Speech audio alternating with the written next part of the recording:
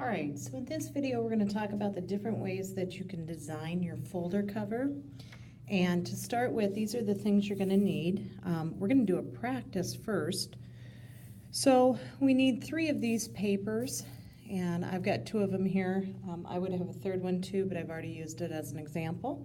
So you're going to get 3 of these because we're going to do 3 different techniques. All right. Also, each table is going to have a box that is set up with oil pastels. Also, it has a cup with some baby oil cotton swabs in it. Not swabs, but cotton sponges. This is actually your marker container, and this is in the cupboard, but you can keep it in here, whatever you need. And you're going to need a piece of tissue. Now, this is a type of tissue. When I say tissue, it's actually condiment tissue. They'll use it in restaurants. And when we do our folder, we're actually going to have a really big piece, but you're going to get a half sheet of this. There'll be some in the tubs if they're prepared. The other thing you might want to have is some paper towel, and you're going to have an eraser in it as well. And these are old erasers, and I'll explain why we need the old erasers as we get going with the demonstration here.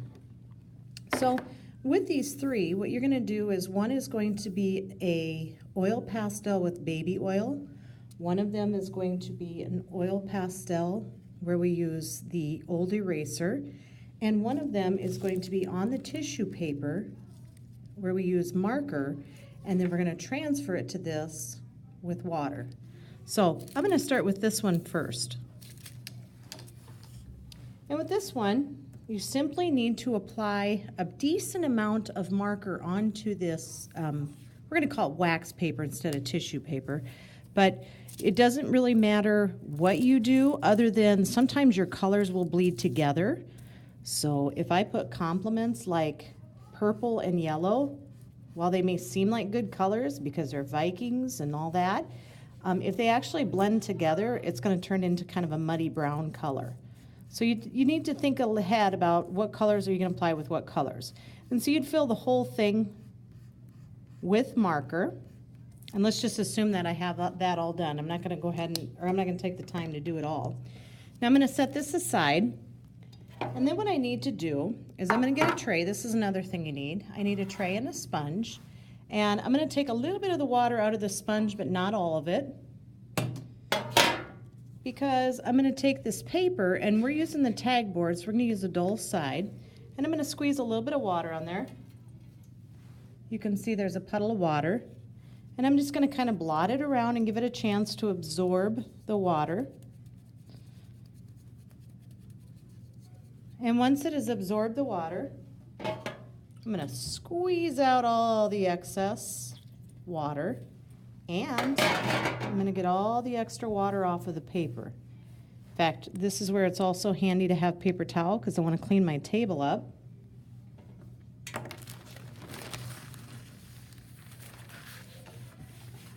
And then I can lay this down. And because we're using water-based marker, my paper's wet, my marker's dry, but the water is going to allow it to transfer. So if I lay this down onto the paper, I'm going to hold it down, and I can kind of use my finger to guide the colors. In fact, I'm going to kind of drag the blue into the red, and that will allow the marker to transfer. And sometimes you get a really cool design. If you see what's happening here is we're actually getting kind of textures because of the way the paper and the water is laying on the area. So once you think you have that done, you can pick it up. And that was somewhat successful. You can see exactly where my fingers were. That was part of the reason that crinkle was there now that we look at it. But anyway, that's an example of what you would do for your practice piece. I'm going to take the wax paper, throw it away.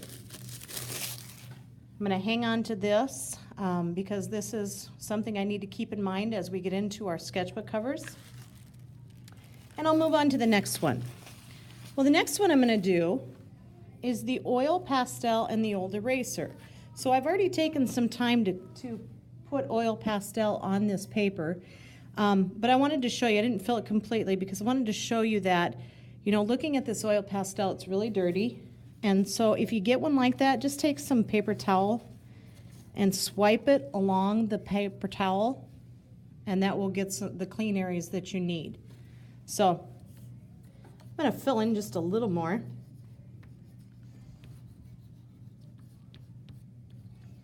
If I get some on the table, it cleans off. That's okay. We'll clean it at the end of class. So anyway, I filled this up.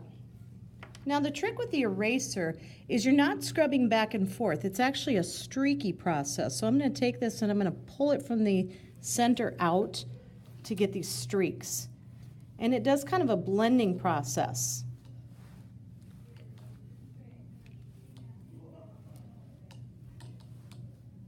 And if I go over this too many times, I'm actually going to erase the pastel, which is not my goal. I want to just kind of blend it in this really dramatic, streaky fashion. And this is really good for like a tie-dye effect. Okay, so that is your second technique.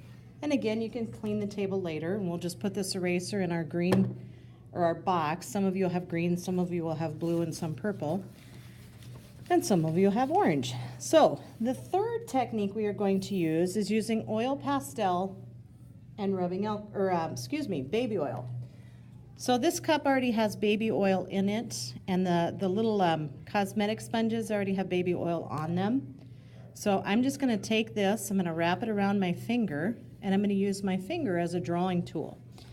And the baby oil is going to kind of liquefy this pastel and allow it to be almost like a paintbrush.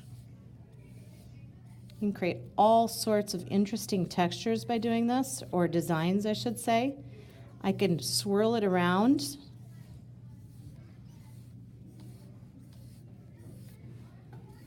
And it changes the whole texture of the picture. It makes it, like I said before, almost kind of painterly. Some of my white areas before are now becoming colored because of the baby oil and oil pastel. And that is your third technique. Once you're done with the, remember the wax paper that we used, and with this, these need to go into the garbage. These, we're going to take a look at these and say, okay, now, looking at all of these, all three of these, which one do I want to do for my folder cover background? Because you're going to take this and you're going to put it onto your large paper, which is much bigger. And so I want you to look at this and see if you can figure out which one I used. And this is going to be your background. Eventually what we're going to do then is we're going to put our names on this in three-dimensional letters. So that's what we're doing for today.